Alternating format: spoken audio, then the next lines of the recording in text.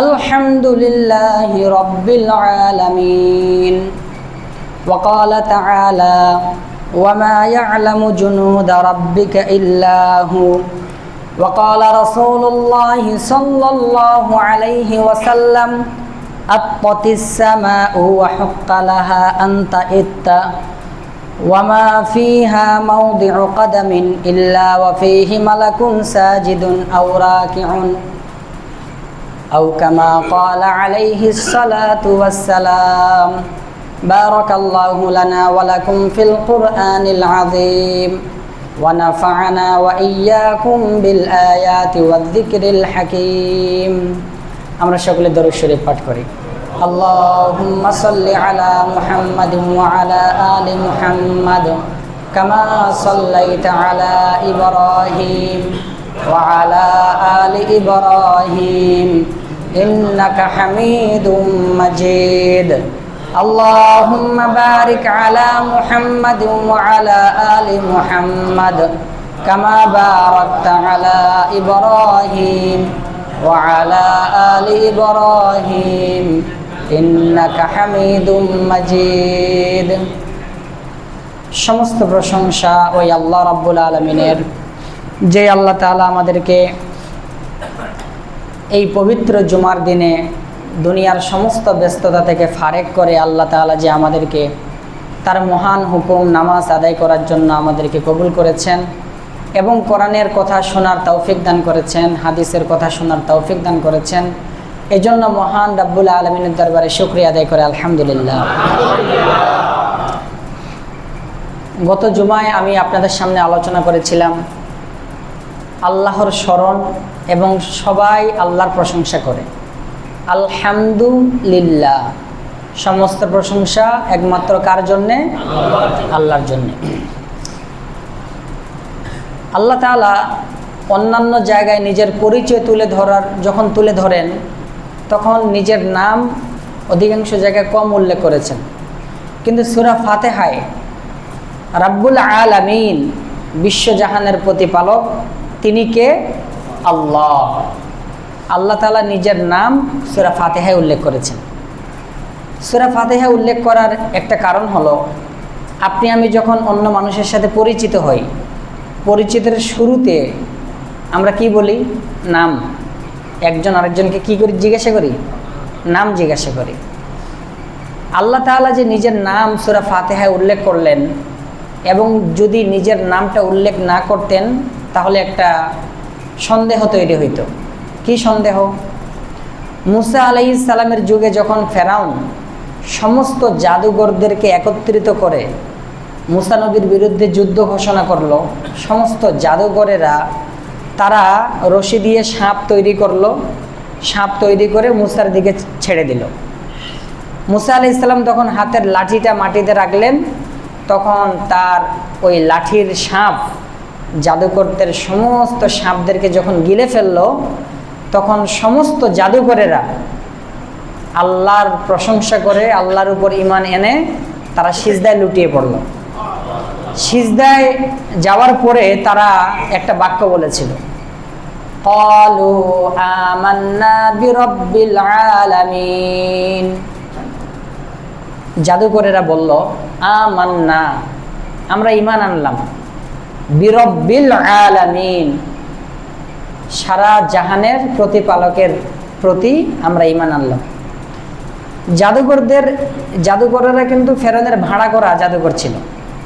এই জাদুকরেরা কার ভাড়া করা ছিল? ফেরাউনের। যখন জাদুকরদের মুখ থেকে ফেরাউন এই কথা শুনল যে তারা দুনিয়ার বিশ্বজাহানের রবের প্রতি ঈমান এনেছে, আর ফেরাউন তো আগে নিজেকে রব দাবি করেছিল, তো ফেরাউন জাদুকরদের মুখে এই কথা শোনার পর ফেরাউন বলল, ঠিকই তো আছে, ঠিক আছে, বুঝলাম যে তোমরা বিশ্বজাহানের প্রতিপালকের প্রতি ঈমান এনেছো, মানে আমার প্রতি তোমরা ঈমান এনেছো। তো ফেরাউনের এই সন্দেহ দূর করার জন্য জাদুকরের আবার বলল, রব্বি মুসা ওয়া হারুন, আমরা বিশ্বজাহানের রবের প্রতি ঈমান এনেছি, মানে মুসা এবং হারুনের রবের প্রতি কি এনেছি? ঈমান এনেছি। তো ওই জায়গায় জাদুকরেরা কিন্তু রব শব্দ বলেছে, আল্লাহ বলে নাই। এজন্য ফেরাউনের অন্তরে সন্দেহ হয়েছে যে জাদুকরেরা আমার উপর ঈমান মনে হয় নিয়ে আসলো। কিন্তু যখন বলল মুসা এবং হারুনের রবের প্রতি ঈমান এনেছে, তখন ফেরাউনের সন্দেহ দূর হয়ে গেল, তখন সে সবাইকে শাস্তি দিল। তো এই জন্য আল্লাহ তাআলা সূরা ফাতিহায় আলহামদুলিল্লাহ এই শব্দটা, আল্লাহ শব্দটা উল্লেখ করেছে। আল্লাহ কিন্তু আল্লাহ শব্দ ছাড়া আরো অন্য শব্দ আনতে পারতেন। আলহামদুলিল খালিক, আলহামদুলি খালিকি রব্বিল আলামিন, আলহামদুলি কাইয়িমি রব্বিল আলামিন, এগুলো আনলেন না, আল্লাহ শব্দ আনলেন। কেননা আল্লাহ আগে পরিচয় তুলে ধরতেছেন নিজের নাম দিয়ে। এবার আসুন রব্বিল আলামিন, বিশ্বজাহানের প্রতিপালক। বিশ্বজাহানের প্রতিপালক, আমরা রব মানে আমরা জানি রব শব্দের অর্থ মালিক। রব মানে কি? রাব্বাতুল বাইত, রব্বুল বাইত ঘরের মালিক, রাব্বাতুল বাইত ঘরের মালিকান। রব মানে প্রতিপালক, আবার রব মানে মালিক। কিন্তু রব শব্দের শুধু রব শব্দ দিয়ে আমরা এটা বুঝতে পারবো না। রব শব্দের 5টা অর্থ আছে। কয়টা অর্থ? 5টা অর্থ আছে। 1 নম্বর, রব শব্দের অর্থ মালিক। রব শব্দের অর্থ কি? মালিক। মালিক কাকে বলে? যেমন আপনি আমি আমার শরীরের মালিক। আপনার বাড়ি আছে, আপনার বাড়ির মালিক। আপনার গাড়ি আছে, আপনি গাড়ির মালিক। এখন আপনার যে গাড়ি আছে, আপনি যে আপনার গাড়ি মোটরসাইকেলের মালিক, এই মোটরসাইকেলকে আপনি নিজের ইচ্ছা মতো যেমন ইচ্ছা তেমন চালাতে পারবেন? আপনি খুব স্পিডে মানে চালালেন, কিন্তু আপনি সামনে মানুষ, তাও আপনি চালাচ্ছেন। এই যে মোটরসাইকেল আপনার, কিন্তু পরিপূর্ণ আপনার নিয়ন্ত্রণে নাই, আছে? আমার যে রক্ত, এই রক্ত তো আমার নিয়ন্ত্রণে নাই। রক্তের মধ্যে কখন ব্লাড ক্যান্সার হবে আমি জানি না। কিডনি, ব্রেন, হার্ট, এগুলো আমার, আপনার। আমরা বলতেছি আমার মালিক, কিন্তু পরিপূর্ণ নিয়ন্ত্রণ কি এগুলোর উপর আমাদের আছে? নাই। তা আল্লাহ এমন এক মালিক যিনি আমাদের দেহেরও মালিক, আমাদের দেহের রক্ত, গোশত, চর্বি, হাড্ডি, আমাদের হার্ট, সব কিছুর তিনি পরিপূর্ণ মালিক। বলেন সুবহানাল্লাহ। বরং শুধু আমাদের দেহের নয়, পুরা বিশ্বজাহান, সূর্য প্রতি সেকেন্ডে আল্লাহর কাছে অনুমতি চায়। আল্লাহ, আমি কি সামনে আগাবো? আমি কি সামনে চলবো? আমি কি সামনে আগাবো? প্রতি মুহূর্তে সূর্য কার কাছে অনুমতি চায়? আল্লাহর কাছে। তা আমাদের মালিকানা আছে, কিন্তু পরিপূর্ণ মালিকানা নেই। রব শব্দের 1 অর্থ হলো মালিক। এবার আসুন, রব শব্দের 2 নম্বর অর্থ হলো সাইয়্যিদ। কি? সাইয়্যিদ। সাইয়্যিদ মানে সরদার। সরদারের কাজ কি?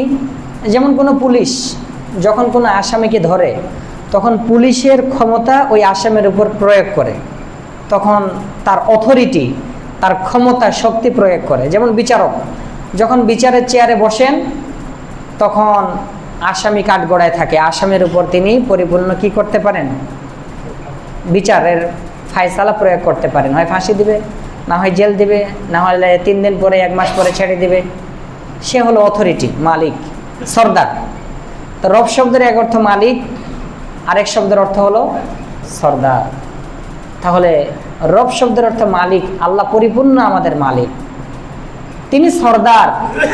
আবার দেখেন, পুলিশ আপনাকে ধরবে, কিন্তু ধরে আপনাকে মারতে পারবে না উপরের পারমিশন না থাকলে। পারবে? আগে কোর্টে নিবে, জেলখানা নিয়ে থানায় নিবে, ওইখান থেকে কোর্টে চালান করবে, তারপরে জেলখানায় নিবে। উপরের অনুমতি ছাড়া আপনাকে কিছু করতে পারবে না। কিন্তু সরদার, সাইয়্যিদ, আল্লাহ এমন এক সরদার যিনি প্রতি মুহূর্তে আপনাকে আমাকে কি করতে পারেন? কারো কোনো অনুমতির দরকার নেই, আপনাকে আমাকে কি করতে পারেন? বশ করতে পারেন। রব শব্দের 2টা অর্থ গেল, মালিক, সাইয়্যিদ। আরেক অর্থ হচ্ছে আল মুনঈম। আল মুনঈম আমরা বলি না আনআমতা আলাইহিম? আনআমতা এটা পাস্ট টেন্স, আর আনআমা ইউনঈমু এটা ফিউচার টেন্স। আর মুনঈম তার ইসমে ফাইল, অর্থাৎ মুনঈম এমন একটা শব্দ যার মধ্যে বর্তমান এবং ভবিষ্যৎ উভয় অর্থ বিদ্যমান। অর্থাৎ মুনঈম যে দানকারী, উর্দুতে এটা তর্জমা আছে তোহফা দেনেওয়ালা, যিনি মানুষকে উপহার দেয়। কি দেয়? আল্লাহ তাআলা আপনাকে আমাকে এই যে জীবন দিয়েছেন, বাড়ি দিয়েছেন, গাড়ি, নারী, সম্পদ, টাকা পয়সা, এগুলো মূলত দিয়েছেন কে? আল্লাহ। দিয়েছেন কি হিসাবে দিয়েছেন? যেমন শ্রমিক, আমি আপনার বাড়িতে কাজ করলাম, 1000 টাকা দিন। আমি আপনার বাড়িতে কাজ করার পর সন্ধ্যাবেলা আপনি যদি আমাকে টাকা না দেন, আমি কিন্তু, আপনি যতই বাড়ির মালিক হন না কেন, আমি এলাকার নেতাদেরকে বিচার দিতে পারবো যে অমুকে বাড়িতে কাজ করছি, আমাকে টাকা দেয়নি। কিন্তু আল্লাহ তাআলা যে আপনাকে আমাকে এত কিছু দিলেন, আমরা কিন্তু আল্লাহর শ্রমিক না। শ্রমিক হিসাবে যদি তিনি দিতেন, আমরা আল্লাহর বিরুদ্ধে অভিযোগ তুলতে পারতাম। তাহলে আল্লাহর বিরুদ্ধে অভিযোগ তোলার সাহস কি আমাদের আছে? নাই। তার মানে আল্লাহ তাআলা আমাদেরকে পারিশ্রমিক হিসাবে সব কিছু দেন নাই, বরং তিনি মালিক, সব কিছু তার, তিনি আমাদেরকে দিয়েছেন আলহামদুলিল্লাহ। তিনি যদি আমাদেরকে না দিতেন, আমাদের কোনো শব্দ করার অধিকার নাই। তার মানে তিনি মুনঈম, দানকারী। রব শব্দের অর্থ দানকারী। এরপরে আসেন, রব শব্দের আরেক অর্থ হলো মুরব্বি। কি? মুরব্বি। মুরব্বি শব্দের অর্থ হলো যে প্রতিপালন করে, লালন পালন করে। যেমন মা বাবা সন্তানকে লালন পালন করে, তাকে মা বাবাকে মুরব্বি বলে। কৃষক, আরবিতে তাকেও মুরব্বি বলে। কেন?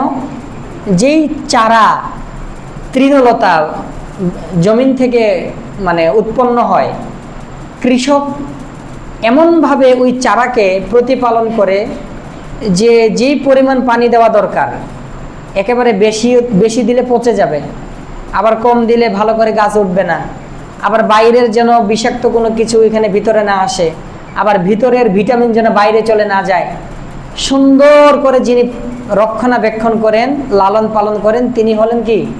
মুরব্বি। তিনি কি? মুরব্বি। তাই রব শব্দের এক অর্থ হলো মুরব্বি। আল্লাহ তাআলা আপনাকে আমাকে প্রতিপালন করছেন। তার রব শব্দের এক অর্থ মালিক, আরেক শব্দ সাইয়্যিদ, আরেক শব্দ মুনঈম, আরেক শব্দ হলো মুরব্বি, আরেক শব্দ আছে আল কাইয়্যিম। আল কাইয়্যিম মানে সাধারণ অর্থ হলো কায়েম রাখনেওয়ালা, যিনি আপনাকে আমাকে বিদ্যমান রাখেন। আল কাইয়্যিম যখন দুনিয়ার ক্ষেত্রে ব্যবহার হয়, যেমন আল্লাহ দুনিয়াকে সৃষ্টি করেছেন, দুনিয়া অটোমেটিকলি চলতেছে। কিন্তু রব শব্দের মধ্যে আরেকটা ভাবার্থ আছে, কোনো জিনিস একা একা চলে না। তাহলে রব শব্দের 5 নম্বর অর্থ হলো আল কাইয়্যিম, কায়েম রাখনেওয়ালা, যেটা আপনাকে আমাকে বিদ্যমান রাখে। যেমন আপনি একটা বাড়ি বানালেন, 10 বছর পর দেখলেন আপনার একটু ছাদ ড্যামেজ হয়ে গেছে, একটা পিলারের সমস্যা হয়েছে, একটা দেয়ালের সমস্যা, টাইলসের সমস্যা। আমরা যখন আমাদের বাড়ি বানাই, কিছুদিন গেলে আমরা এটাকে কি করি? মেরামত করি। মানে সিমেন্ট পড়ে যাচ্ছে, সিমেন্ট লাগাই, রং লাগাই, টাইলস লাগাই। আবার এটা তো বাড়ির হিসাব। যখন আমাদের কাইয়্যিম, ঠিক রাখনে, কায়েম রাখনেওয়ালা, যেটা বিদ্যমান, ভালো রাখে, যদি এটা দেহের ক্ষেত্রে ব্যবহার করা হয়, তাহলে আমাদের এই দেহকে ঠিক রাখার জন্য আমরা কি করি? ব্যায়াম করি, এক্সারসাইজ করি, ভালো ভালো খাবার রান্না করি, পুষ্টিযুক্ত খাবার খাই, আমরা আমাদের দেহকে ভালো রাখার জন্য কাজ করি। কিন্তু আল কাইয়্যিম শব্দটা যখন আল্লাহর ক্ষেত্রে ব্যবহার হয়, রব শব্দের অর্থ কাইয়্যিম, কাইয়্যিম মানে কায়েম রাখনেওয়ালা। আল্লাহ আমার বডিটাকে কায়েম রেখেছেন, বিদ্যমান রেখেছেন। ওই যে প্রথম কথা বললাম, আল্লাহ আমার দেহের মালিক। আল্লাহ আমার দেহের মধ্যে যে রক্ত চলাচল করে, আমার দেহের যে পানি চলাচল করে, আমার মগজ যে চলমান থাকে, আমার হার্ট যে সবসময় এরকম ধুকধুক করে, আমার কিডনি যে সচল, প্রত্যেকটা জিনিস যে সচল, এই সচল থাকার জন্য প্রত্যেকটা জিনিস প্রতি সেকেন্ডে আল্লাহর কাছে অনুমতি চায়। আল্লাহ আমি কি সামনে চলবো? রক্ত আল্লাহর কাছে অনুমতি চায়, আল্লাহ আমি কি সামনে যাব? এই একবার হার্ট একবার আগে চাপ খায়, তারপরে বলে আল্লাহ আমি কি আবার সম্প্রসারিত হব? সে আবার সম্প্রসারিত হয়। আবার আল্লাহর কাছে অনুমতি চায়, আল্লাহ আমি কি আবার সংকুচিত হয়ে আসব? আল্লাহ অনুমতি দিলে আবার সে সংকুচিত হয়ে আসে। আল্লাহ যখন বলবে ব্রেক, তখন ওই সংকুচিতই থাকবে, আর কি হবে না, সম্প্রসারিত হবে না। প্রত্যেকটা জিনিস আল্লাহ আমার কাছে কি কায়েম রাখছেন। তাহলে রব শব্দের অর্থ মালিক, তিনি সব কিছুর মালিক। রব শব্দের অর্থ সাইয়্যিদ, তিনি সব কিছুর ক্ষমতা যে কোনো কারো অনুমতি ছাড়াই আমাদের উপর প্রয়োগ করতে পারেন। তিনি মুনঈম, তিনি আমাদেরকে যা কিছু দিবেন এগুলা তোহফা, উপহার। দিলে আলহামদুলিল্লাহ, যদি না দেন আল্লাহর উপর আমরা কি করতে পারবো না, অভিযোগ করতে পারবো না। অনেকেই মূর্খতা স্বরূপ বলে, আল্লাহ আমাকে আগে অনেক টাকা দিছিলেন, এখন যদি দিতেন আমি আল্লাহর রাস্তায় অনেক টাকা খরচ করতাম। আল্লাহ আগে আপনাকে দিছিলেন, আগে বেফালতু টাকা খরচ করছেন, আবার যদি দিই আবার আপনি বেফালতু টাকা খরচ করবেন, এই জন্য দিচ্ছে না।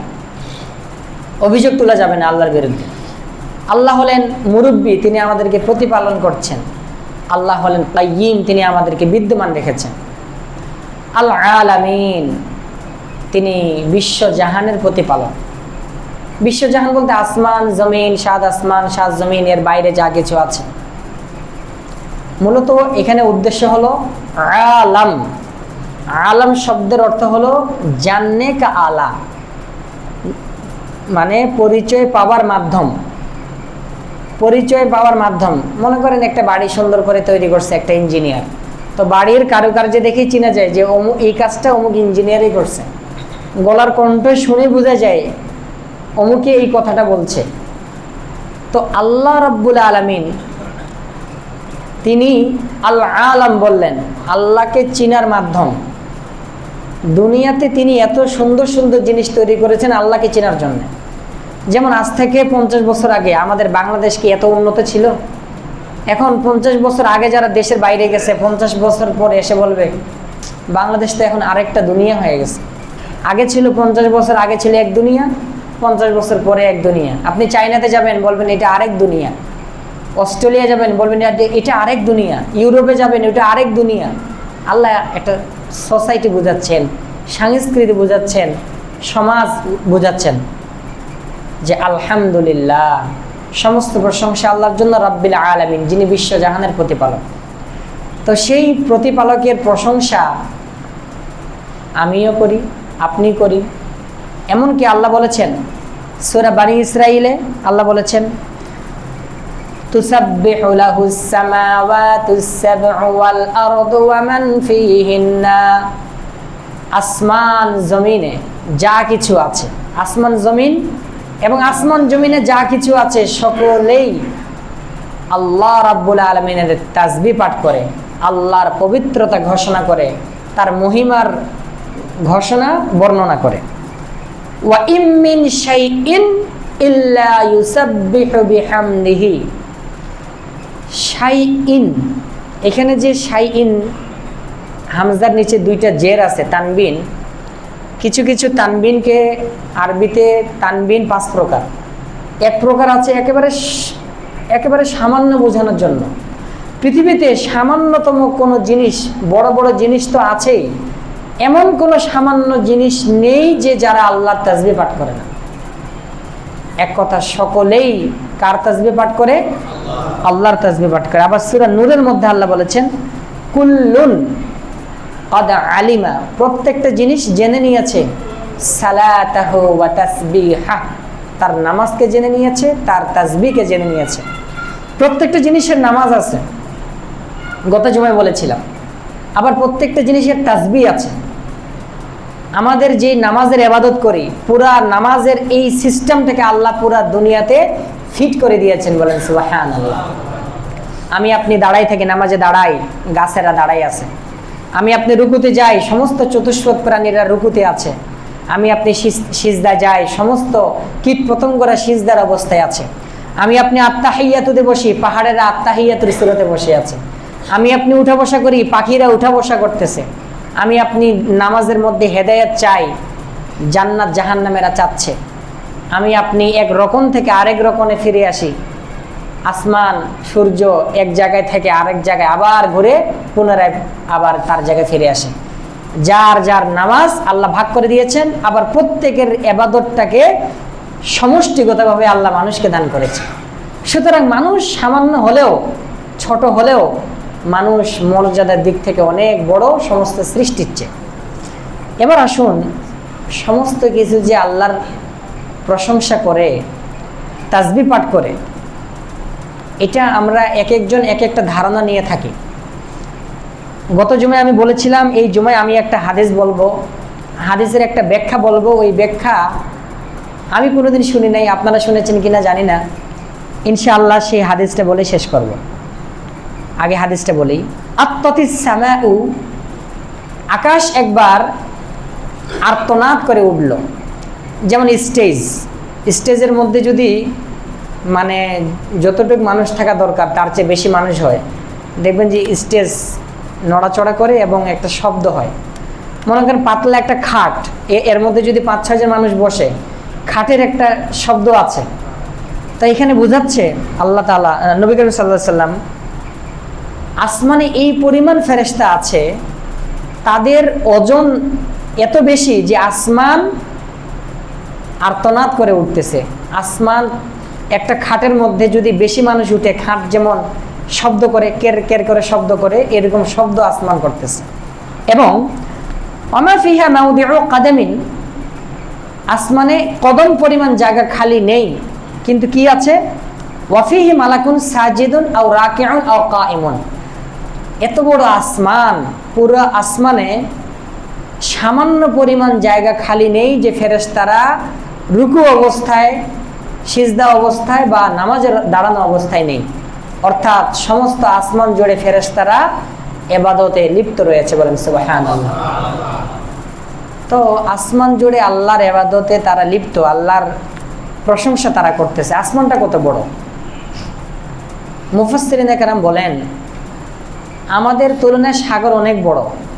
সাগরে যদি আপনি একটা 5 টাকার কয়েন, একটা পয়সা ফেলে দেন, বলেন তো সারা দুনিয়ার সাগরের তুলনায় একটা 5 টাকার পয়সা কি পরিমাণ?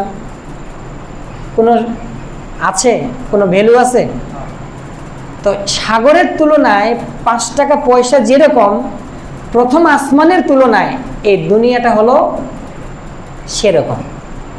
বরং আসমানের নিচে যে সমস্ত গ্রহ আর নক্ষত্র আছে, যেমন চাঁদ, Kepler, Neptune, Uranus, Saturn, Jupiter, HD 100546, এলদিব্রান তারকা, এরপরে হচ্ছে অ্যান্টারেস, ব্যাটেল গিউস, ক্যানিস মেজরিস, ইউআই স্কুটি, এগুলা তারকা, গ্রহ, নক্ষত্র। দুনিয়ার চেয়ে সূর্য 13 লক্ষ কোটি গুণ বড়। সূর্যের চেয়ে একটা তারকা আছে, এটা আবার 29 লক্ষ কোটি গুণ বড়। এক একটা তারকার চেয়ে এক একটা দূরত্ব কয়েক শত বছর। আসমানের নিচেই এত প্রশস্ত, তাহলে আসমান কত বড়! ওই আসমানের উপরে এত ফেরেশতা যে সবাই আল্লাহর, পুরো আসমান সামান্য পরিমাণ জায়গা খালি নেই যে ফেরেশতারা ইবাদত করতেছে। তাহলে এবার আসুন এই হাদিসের ব্যাখ্যায়।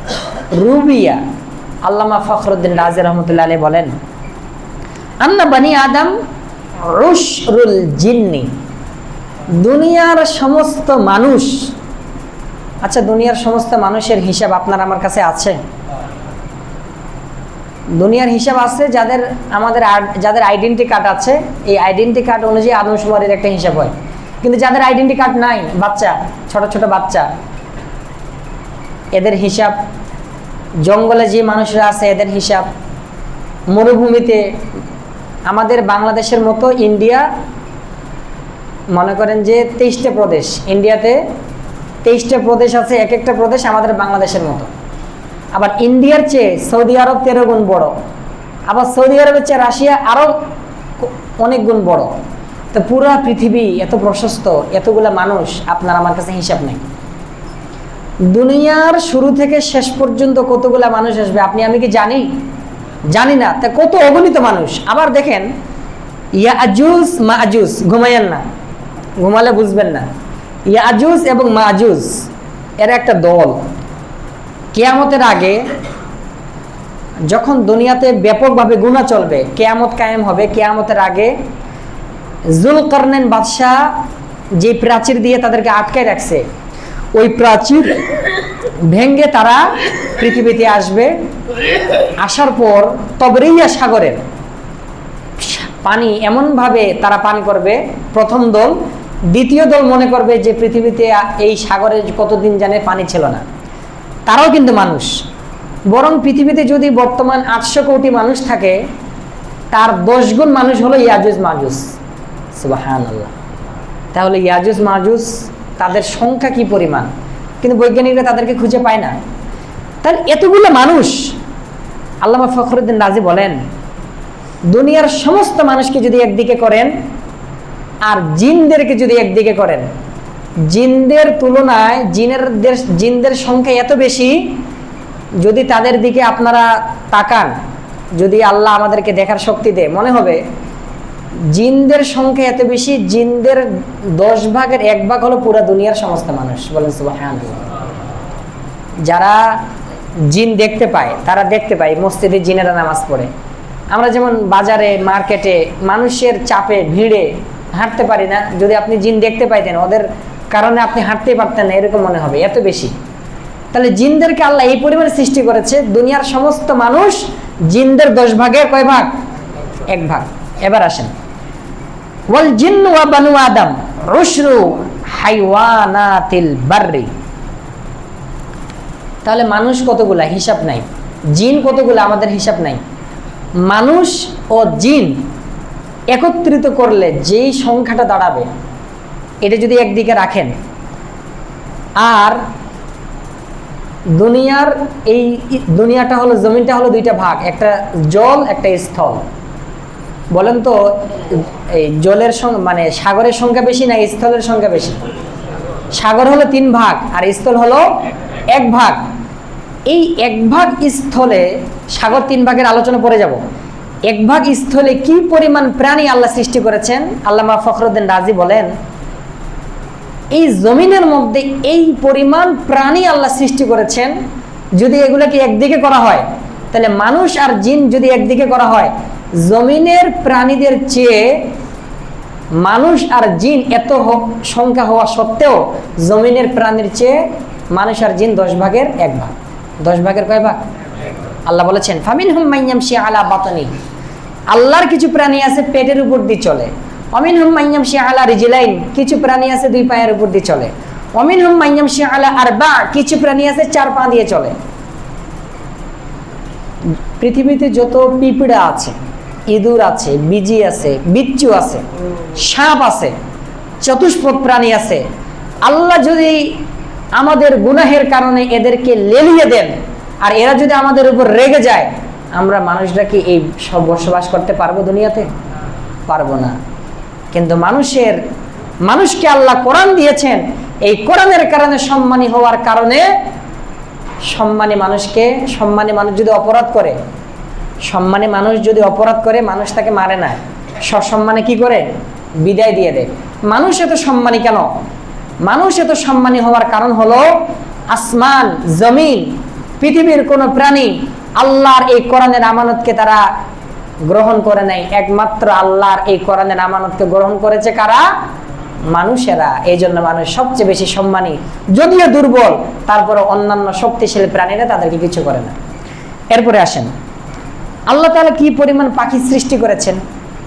আল্লাহ তাআলা এই পরিমাণ পাখি সৃষ্টি করেছেন, যদি সব পাখিকে একদিকে রাখা হয়, মানুষ, জিন, স্থলের সমস্ত প্রাণীকে পাখিদের তুলনায় 10 ভাগের 1 ভাগ মনে হবে। সুবহানাল্লাহ।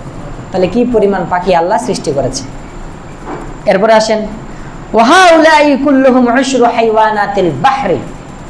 এবার আসেন, নবী করিম সাল্লাল্লাহু আলাইহি সাল্লাম বলেছেন, তোমরা সাগরে একা একা সফর করিও না, সাগরে গভীরে গিয়ে তোমরা সফর করিও না। এবং সাগরে অনেক ধন সম্পদ আছে, এবং স্থলে মাটিতে যেই পরিমাণ প্রাণী আছে, পুরুষ মহিলা, গরু, ছেলে গরু মেয়ে গরু, জিন, ছেলে জিন মেয়ে জিন, স্থলে যত প্রাণী আছে সেই পরিমাণ প্রাণী সাগরে আছে, বরং আরো 9 ডবল প্রাণী সাগরের মধ্যে আছে। বলেন আল্লাহু আকবার। সাগরে মানুষ আছে, সিংহ আছে, সবকিছু আছে। আল্লামা ফখরুদ্দিন রাজি বলেন, সাগরে এই পরিমাণ প্রাণী আছে, দুনিয়ার সমস্ত মানুষ, সমস্ত জিন, সমস্ত পাখিকে একত্রিত করলে সাগরের প্রাণীর 10 ভাগের 1 ভাগ মনে হবে। কয় ভাগের 1 ভাগ? 10 ভাগের 1 ভাগ। সুলাইমান আলাইহিস সালাম তিনি আল্লাহকে বলেছিলেন, আল্লাহ আমাকে আপনি গোটা জাহানের বাদশা বানিয়েছেন, আমি দুনিয়ার সমস্ত মাখলুককে মেহমানদারি করাবো। আল্লাহ বললেন, তুমি পারবে না সুলাইমান, তোমার এই সামর্থ্য নেই, ক্ষমতা নেই। না আল্লাহ, আমি মেহমানদারি করাবো। 6 মাস ধরে রান্না হইল। রান্না হওয়ার পর যখন সমস্ত রান্না শেষ, মেহমানদারি শুরু হবে, এখন সাগর থেকে একটা মাছ আসলো, 6 মাসের রান্না 1 লোকমায় সে গ্রাস করে ফেলেছে। তারপরে ওই মাছ সুলাইমান আলাইহিস সালামকে বলছে, আমার আরো 2 লোকমা বাকি আছে, আমাকে 2 লোকমা খাবার আরো দাও। আল্লাহু আকবার। তো কি পরিমাণ প্রাণী আল্লাহ রেখে দিয়েছেন। এরপরে আসেন, ওয়াহাউলাই কুল্লুহুম আশরু মালাইকাতিল আরদি আল মুওয়াক্কালিনা বিহা। মানুষ, জিন, পাখি, স্থলের প্রাণী, সাগরের প্রাণী সমস্ত কিছু একত্রিত করলে যে পরিমাণ হবে, পৃথিবীর জমিনে আল্লাহ এই পরিমাণ ফেরেশতা রেখেছেন, ওই পরিমাণ ফেরেশতার সমস্ত তুলনায় সমস্ত অতীতের প্রাণীগুলো হলো 10 ভাগের 1 ভাগ। 10 ভাগের কয় ভাগ? আপনার আমার শরীরে কতগুলো পশম আছে, কতগুলো অঙ্গ প্রত্যঙ্গ আছে, সমস্ত অঙ্গ প্রত্যঙ্গ ভালো রাখার জন্য এক একটা ফেরেশতা নিয়োজিত। গাছের মধ্যে কতগুলো পাতা আছে, সমস্ত পাতার সাথে এক একটা ফেরেশতা নিয়োজিত। আপনি আমি যে খাবার খাই, জমিনে কতগুলা ধান হয়, গম হয়, আপনার আমার হিসাব আছে? কতগুলা সরিষা হয়, এগুলা কি আপনি আমি জানি? সমস্ত ধান, গম, সরিষা, ফল, ফ্রুট, আঙ্গুর, জাম, সমস্ত ফল ফ্রুটের সাথে এক একটা করে ফেরেশতা নিয়োজিত। সুতরাং ওই জমিনের ফেরেশতার তুলনায় অতীতের সমস্ত প্রাণীগুলো হলো 10 ভাগের 1 ভাগ। এরপরে আসেন, ওয়াকুল্লু হাউলাই উশরু মালাইকাতিস সামাইদ দুনিয়া। এই দুনিয়ার আসমানে যেটা আমরা দেখতে পাই, আসমান মনে করি দেখতে, তো আসমানকে আমরা কেউ দেখতে পাই না। আসমানকে কেউ দেখতে পায় না, বৈজ্ঞানিকরা দেখতে পায় না। তা আমরা কি দেখতে পাই?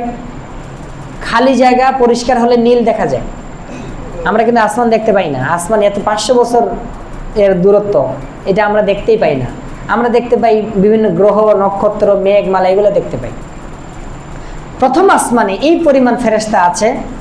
আসমানের নিচে মানুষ, জিন, পাখি, স্থলের প্রাণী, সাগরের প্রাণী, ফেরেশতা সবগুলোকে যদি একত্রিত করেন, আসমানের ফেরেশতার তুলনায় নিচের সমস্ত প্রাণীগুলো হলো 10 ভাগের 1 ভাগ। সুবহানাল্লাহ। এভাবে দ্বিতীয় আসমানের তুলনায় প্রথম আসমানের নিচে সবগুলো 10 ভাগের 1 ভাগ। অনুরূপভাবে ওয়ালা হাদা তারতিব ইলা মালাইকাতিস সামাইস সাবিআ, সপ্তম আসমান পর্যন্ত। সপ্তম আসমানে এই পরিমাণ ফেরেশতা আছে, 6 নম্বর আসমান থেকে নিচে সবগুলো ফেরেশতা মনে হবে 7 নম্বর আসমানের ফেরেশতার তুলনায় 10 ভাগের 1 ভাগ। এরপরে আসেন, সুম্মাল কুল্লু ফি মুকাবালাতি মালাইকাতিল কুরসিয়্যি নাজারুন কালিলুন। আল্লাহর আরশ আছে, আল্লাহর কুরসি আছে, কুরসি মানে চেয়ার। আল্লাহর কুরসির কাছে এই পরিমাণ ফেরেশতা আছে, 7 আসমান, 7 জমিন, মানুষ, জিন, সাগরের প্রাণী, স্থলের প্রাণী, পাখি সবগুলা মিলাই যদি একত্রিত করেন, কুরসির আশেপাশে যে ফেরেশতারা আছে এই পরিমাণ ফেরেশতা, তাদের তুলনায় অতীতের সমস্ত প্রাণীগুলো হলো 10 ভাগের 1 ভাগ। সুবহানাল্লাহ। এরপরে আসেন, সুম্মা কুল্লু হাউলাই উশরু মালাইকাতিস সুরাদিকিল ওয়াহিদ মিন সুরাদাকাতিল আরশি আল্লাতী আদ্দাদাহা 600 আলফিন তুলু কুল্লি সুরাদিকিন ওয়া ইরজিহি ওয়া সামাকিহি ইযা কুবিলাত বিহিস সামাওয়াতু ওয়াল আরদুনা ওয়া মা ফিহা ওয়া মা বাইনাহা। অর্থাৎ এটা গেল কুরসি, 7 আসমান, 7 জমিন, কুরসি। এরপরে আছে আল্লাহর আরশ। আল্লাহর আরশের কাছাকাছি কিছু ফেরেশতা আছে, আল্লাহর আরশের দূরে কিছু পাহারাদার ফেরেশতা আছে। আল্লাহর আরশের কাছাকাছি কিছু তাবু আছে। কি আছে? 6 লক্ষ তাবু আছে। কয় লক্ষ তাবু? 6 লক্ষ তাবু। আরবের মানুষেরা তাবু টানে, যেমন আর্মিরা কি করে? তাবু টানে, এরা রাত যাপন করে। আল্লাহর আরশের কাছাকাছি কিছু তাবু আছে, সেই তাবুর সংখ্যা হলো 6 লক্ষ। কয় লক্ষ? 6 লক্ষ তাবু আছে। এক একটা তাবু 7 আসমান 7 জমিনকে কি করে? বেষ্টন করে। বলেন সুবহানাল্লাহ। তো একটা তাবু যদি 7 আসমান 7 জমিনকে ঘিরে ফেলে, ওই তাবুটা কি কত বড়? এক 6 লক্ষ তাবু আছে আরশের কাছাকাছি।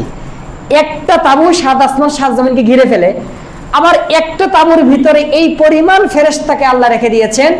একটা তাবুর ফেরেশতার তুলনায় 7 আসমান 7 জমিন, সমস্ত মানুষ, জিন, স্থলের প্রাণী, সাগরের প্রাণী সবগুলোই হবে একটা তাবুর ফেরেশতার 10 ভাগের 1 ভাগ। বলেন সুবহানাল্লাহ।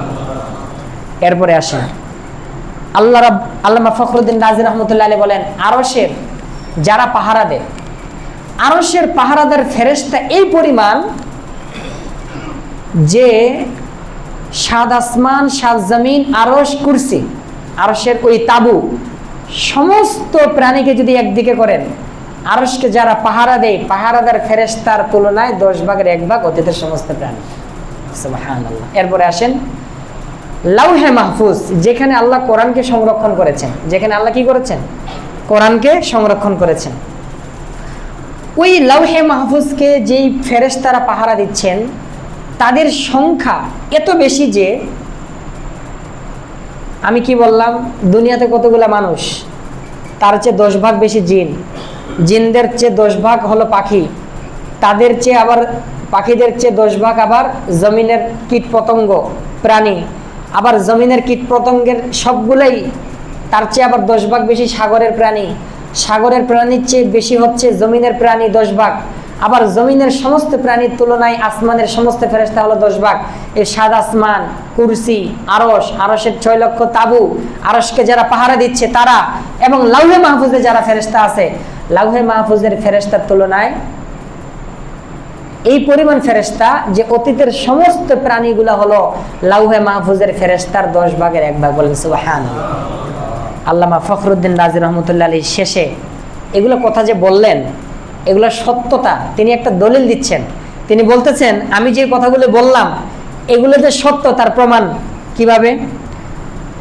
ফখরুদ্দিন রাজি রহমতুল্লাহ আলাইহি বলেন, ওয়াহুম কুল্লুহুম সামিউন, এই যে মানুষ আর জিন ছাড়া সমস্ত প্রাণী সামিউন, আল্লাহর আদেশকে তারা শ্রবণকারী, প্রতি মুহূর্তে তারা আল্লাহর আদেশ শুনছে।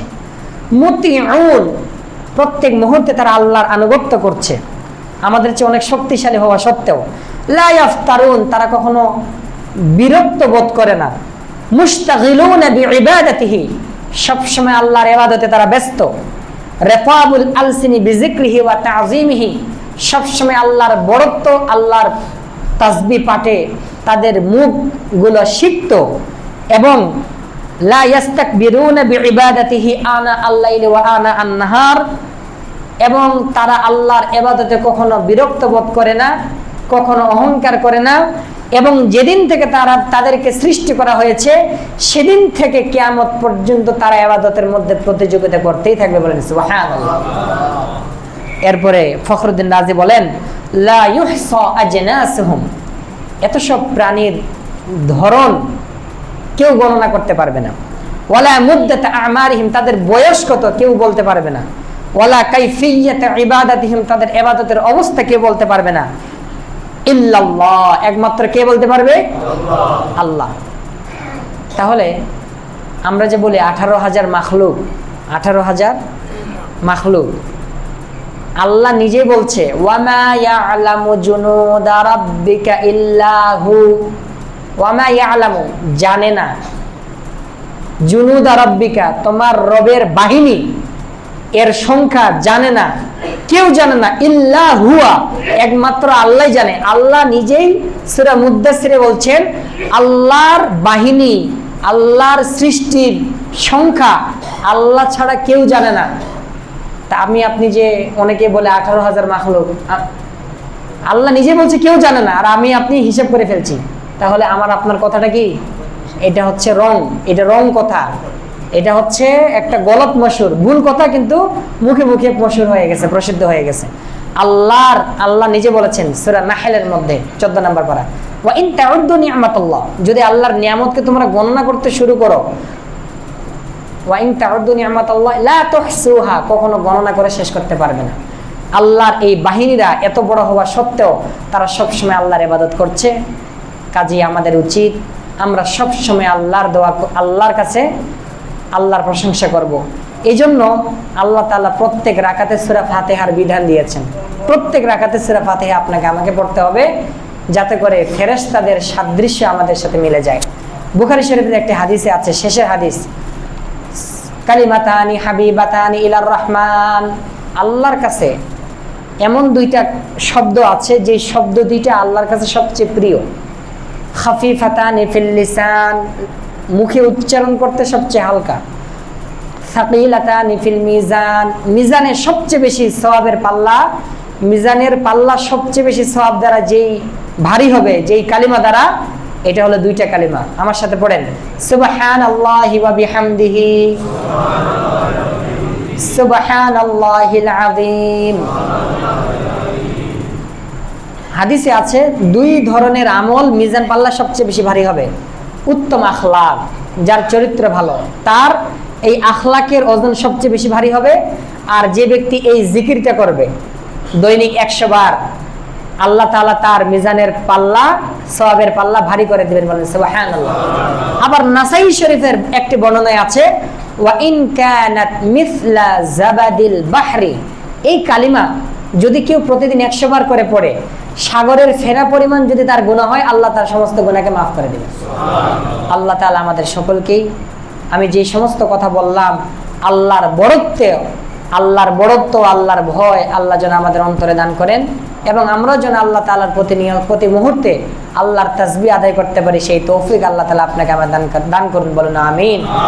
ওয়া আখিরু দাওয়ানা আলহামদুলিল্লাহি রাব্বিল আলামিন। যারা সুন্নাহ নামাজ পড়ে নেই, 4 রাকাত কাবলাল জুমা সুন্নাহ নামাজ পড়ে নেই।